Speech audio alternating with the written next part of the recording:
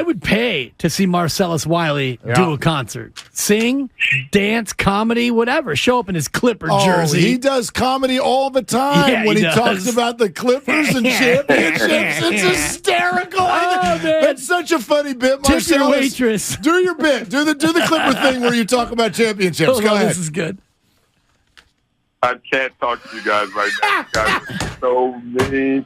What kind of welcome is this? I know. No. You're supposed to show love and show flowers at the eventual champions. No, that was... It's a Roger Federer welcome. We give you backhanded compliments up the line. So thanks for joining us. That was... No. Hold on. Let me apologize. Can we re-rack this, Mark? Because that was not planned. That 3, 2, and 1. I don't like the way that came out. I don't either. Marcellus, hello. Thank you for doing our show. Man, how are you, my brother? Oh, now we're going to go to communion. Yeah. Yeah. Oh, man. Hey, you know the rivalry is real. When you guys can't even say hello to me, you just got to jump on my squad because you know we got that big three, and it's a problem in the West. I'm pumped, man. By the way, I have had concerts before. You forgot, Mark, I DJ'd. I used to do, festivals and all that stuff. So I've been in front of that crowd before, but no crowd is going to deny my Clippers this year, dog. So wherever y'all want to take this, let's just take it. But we know how it's going to end. I did not forget. I think that a lot of the audience listening now has never been blessed with Marcellus Wiley at a USC football tailgate, absolutely dominating the audience as they stuff their face with barbecue chicken. Yes, those were the good old days, brother, man. My man. These were great. And so let's hear some Warriors anxiety right now. Let's hear some Bay Area fear. Well, the anxiety is blinded by the baubles on the rings that we always seem to get. But I do want to ask you about your Clippers because Mark and I were just into a debate about Paul George, and I used the label superstar on Paul George. Mark disagreed. Is Paul George still, Marcellus, a superstar? Well, I would say no because I want to answer it from the top down. And I just had a conversation about this, obviously, because Paul George made headlines saying he knows his role and basically he's a second fiddle. He's best as the beta.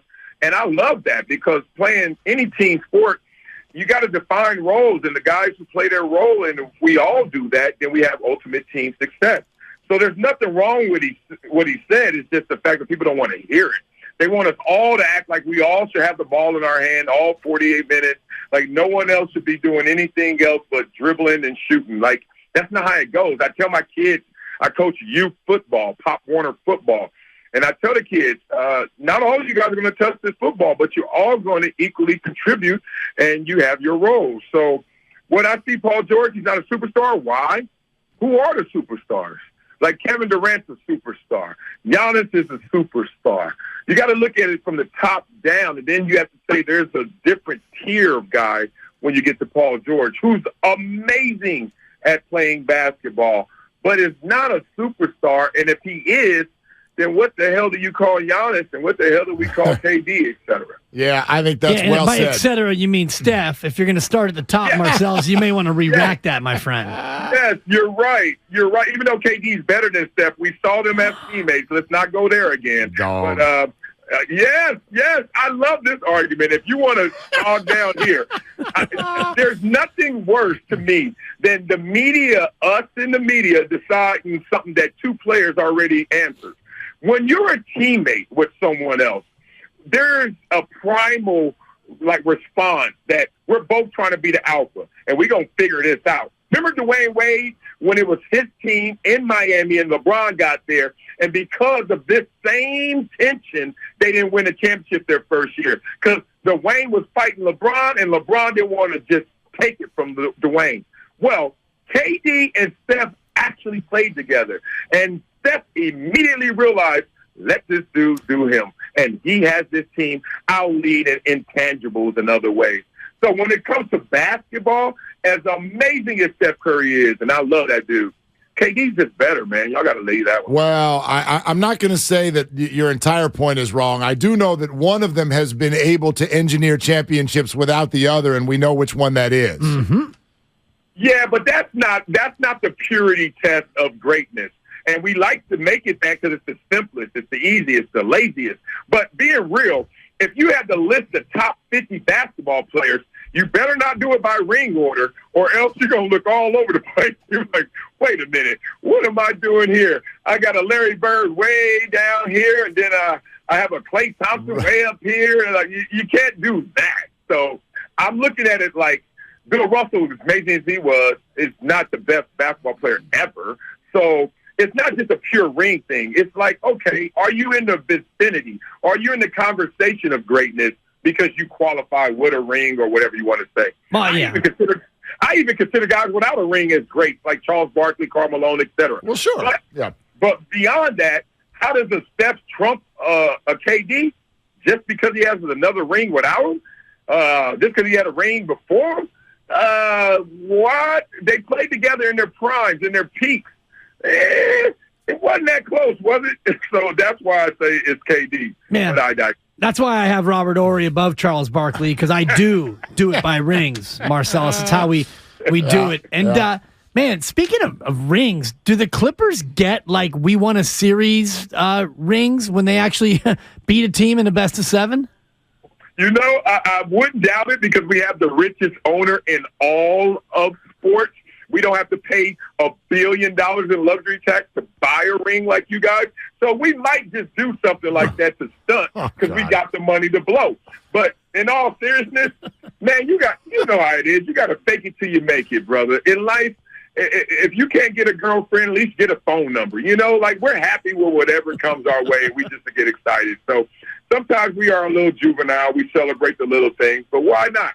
We're not guaranteed to have it all. So let's just love every step of the way. Well, you're not guaranteed to have it all for, again, this year. And based on something that you just said earlier that I got to bring back to the forefront, Marcellus Wiley joining us here on Willard and Dibs 95.7 The Game. Did you just refer to Kawhi Leonard, Paul George, and now Russell Westbrook as a, quote, big three? Marcellus, I'm up here laughing that another GM fell for the trick and thinks that Russ is that guy that we were told he was 5 years ago as an MVP. How many jerseys does he need to put on? How many teammates need to not perform at their highest before we realize this dude doesn't play winning basketball? Yeah, look, you have some tremendous points. Full disclosure, Russell Westbrook's not only my homie, but our kids go to school together in the same class, so we talk deeply about these topics like this. I look at sports differently. I add up the individuals. I think right now in sports, especially with media's perception of it, we just look at the success and then we start to just explain it. And if I'm looking at Russell Westbrook in your version, then no, he's not as good as advertised. But if I look at him in my version, which is he is extremely explosive still, like not lost one step. He can get in the paint at will. He is a hot and cold shooter, and more cold, it seems like, at times than hot, so I should say that. But what do you need him for? On a team with Paul George, on a team with Kawhi Leonard, we need those fast break opportunities. The Clippers' pace, the Clippers' scoring was so slow because, you know, just imagine Paul George and Kawhi with the ball. You know what's going to happen. They're going to pound the air out of it for a while. So we needed someone to get us up and down the court, easy buckets. That was supposed to be John Wall. He's not John Wall anymore. We get it. So now we're trying to see if Russell Westbrook, who had a good year with the Lakers this year, and last year was at least reliable and healthy when LeBron and AD were injured and tapped out. So we're just trying to get as much toothpaste as we can out the tube of Russell Westbrook, which I still think is explosiveness, easy transitional baskets, and also a veteran presence. Hopefully that adds up. You would have been better off saying Zubats is the third member of the Big Three. Hey, y'all can't even stay healthy right now. And if y'all think old Clay coming back looking like new Clay and then he's looking like old Clay again is going to take y'all there, I got some news for y'all. Y'all better look out for Dallas. Y'all better look out for Phoenix because we're in a different tier. And Phoenix, I think, is really being real. If I had to go to Vegas and bet, watch out for Phoenix, man. That's going to be too simple for those guys. 2 7-footers that can move, play defense, And as well, they have the perfect pieces. They all complement each other. They're top heavy, but that's going to be a squad. Brother, I wish we could keep on talking. Got a blitz, but so fun to hear your voice. And let's text tonight at 9:45. Exactly. We'll see. All right. You know what's going to happen. Clip City, Chip City. Appreciate you, brother. Oh, that's my favorite bit. There he is. Thank you, my friend. Marcellus Wiley, right